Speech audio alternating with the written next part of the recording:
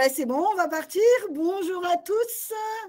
Alors, on est la suite du congrès. Voilà, ça y est, vous nous voyez. Donc, ben, on va souhaiter la bienvenue à Luc, Théa et Colin du lycée de San Francisco et qui vont nous présenter le Sudoku des symboles, leur sujet de recherche cette année. C'est à vous. Ok. Alors, donc, tout d'abord, qui veut présenter celui-là? Alors, tout d'abord, qu'est-ce que le Sudoku? Le Sudoku a plusieurs symboles. Et pour que ça soit un Sudoku qui fonctionne, il faut qu'il n'y a qu'une fois chaque symbole dans chaque ligne et dans chaque colonne. Donc, si on échange deux lignes et si on échange deux colonnes, on retrouve facilement notre Sudoku qui fonctionne. Et si on change les symboles entre eux, on retrouve encore un Sudoku qui fonctionne. Donc, on considère que ces Sudoku sont équivalents. Alors, notre problème était de trouver autant de Sudoku qui ne sont pas équivalents qu'on pouvait. Alors, je vais premièrement expliquer notre première hypothèse. Donc, premièrement, notre première hypothèse était qu'il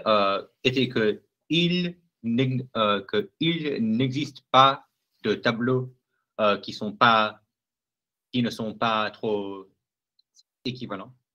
Et donc, en effet, on a bien cru que parce que tous les rangs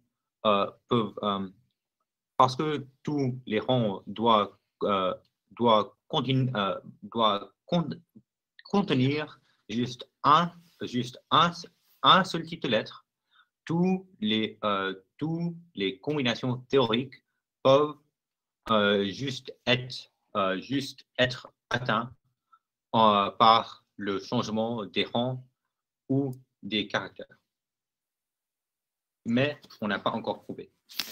Voilà. Donc, nos recherches, ce qu'on a fait, c'est qu'on a utilisé un tableur pour modéliser le Sudoku. Donc, on a juste créé des petites cases avec des couleurs. Et ce qui est bien avec le tableur, c'est qu'on peut en fait décaler les rangs en entier ou les colonnes en entier super facilement. Et c'est aussi rapide de changer les symboles. Donc, ce qu'on a fait d'abord, c'est qu'on prenait quelques Sudoku, on essayait de passer d'un à l'autre juste en échangeant les colonnes et les rangs, et aussi en échangeant des symboles pour essayer de trouver en fait si à un moment il y avait un Sudoku qu'on ne pouvait pas, on ne pouvait pas passer d'un Sudoku à l'autre, donc il serait inéquivalent. Mais pour nos premières recherches, d'abord, on a que trouvé des Sudoku qui fonctionnaient facilement entre eux.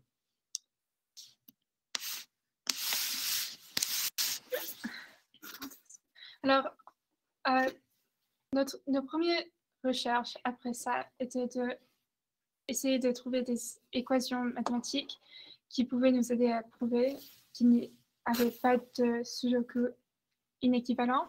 Donc, on a commencé par chercher une équation qui permettait de calculer le nombre total de Sudoku qui suivait les consignes du Sudoku, et une autre qui permettait de calculer tous ceux qui étaient équivalents. Et si on pouvait montrer que ces deux équations étaient égaux, alors on pouvait dire qu'il n'y avait pas de Sudoku inéquivalent. Mais ces équations étaient plus difficiles à retrouver qu'on le pensait au début.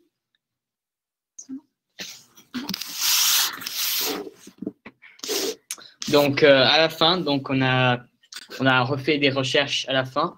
Et en fait, ce qu'on a trouvé, c'est qu'on a testé avec deux Sudoku spécifiques. On avait vraiment essayé en fait, de les différencier quand on les a créés d'abord pour qu'ils fonctionnent toujours en tant que Sudoku, mais qu'ils soient vraiment faits de façon différente pour qu'on voit si vraiment c'est possible de trouver n'importe quel Sudoku avec un autre. Et en fait, on n'a pas pu le retrouver parce que on a remarqué qu'il y avait une sorte de répétition avec ce qu'on voit en rouge sur le Sudoku à gauche. Donc, donc on voit c'est une sorte de carré avec deux B sur les côtés, les sommets en haut à gauche et en bas à droite, et deux A en bas à gauche et en haut à droite. Et donc, on n'a pas pu trouver cet arrangement, même si ce n'est pas les mêmes symboles, parce qu'on peut échanger les symboles. Donc, on n'a pas pu trouver cet arrangement dans l'autre Sudoku. Et chaque fois qu'en fait, on bouge un rang ou une colonne, cet arrangement du Sudoku à gauche qui est entouré en rouge reste le même. Donc, en fait, on n'a aucune façon de trouver, de passer du Sudoku à gauche à celui à droite. Donc, les tableaux sont en fait inéquivalents. Donc, en fait, ça prouve que notre hypothèse au début, elle était fausse. Donc, mais c'est intéressant maintenant, on a trouvé, il faut en fait voir qu'il y a une sorte de répétition qui doit être présent dans chaque Sudoku. Donc, pour bien conclure, on peut donc voir que premièrement, il y a au moins 2 tableaux qu'on a testés qui sont non équivalents. Donc, qu'on est sûr de. Deuxièmement, il y a un arrangement particulier des symboles qui nous permet de prouver que c'est non équivalent. Et troisièmement, ils peuvent avoir en théorie plus de tableaux non qui ne sont pas équivalents, mais on n'est pas sûr combien. Merci. Merci.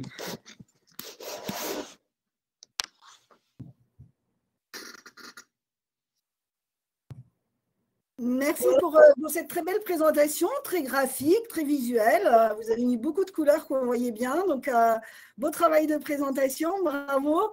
Alors, des petites questions. Donc, ça, c'est super intéressant. Hein. Vous êtes parti sur une hypothèse et puis vous vous êtes rendu compte qu'elle ne fonctionnait pas.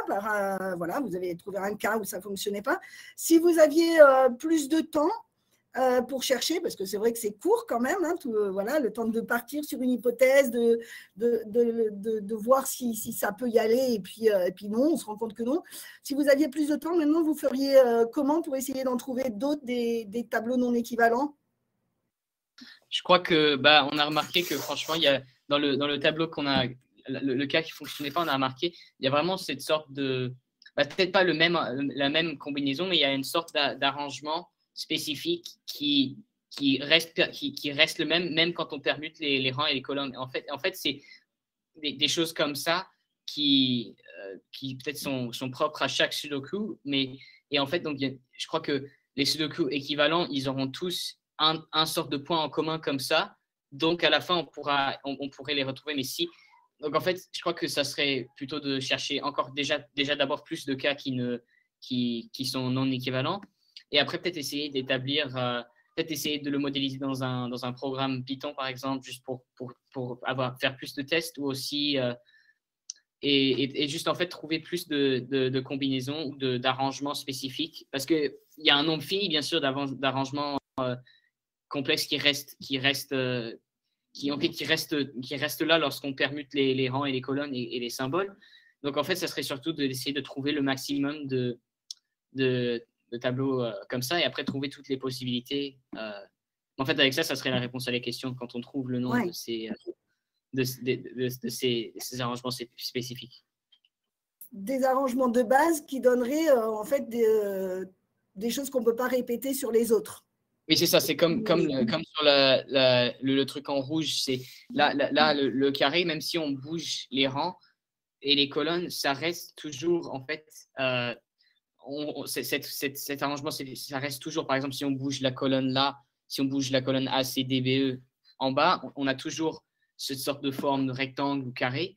Et en fait, c'est des choses comme ça qu'on chercherait. Et par exemple, dans le Sudoku à droite, on a cherché vraiment à tester avec tous les rangs, tous les colonnes, tous les carrés, tous les symboles qu'on voyait. Et il n'y a pas cet petit arrangement de symboles.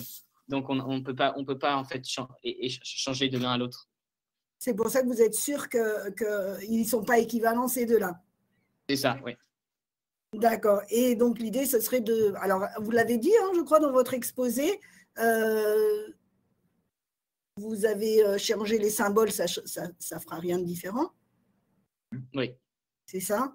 Donc, l'idée, c'est de trouver d'autres formes géométriques qui vous permettent de classer un peu vos sudoku.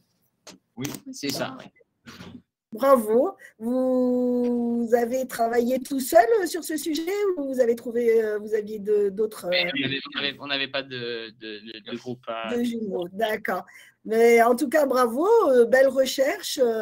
Voilà, c'est une belle présentation et une belle recherche et beaucoup de mathématiques. Donc, c'est bravo à vous. On va passer maintenant la parole au groupe suivant et vous féliciter encore pour cette très belle prestation. Merci.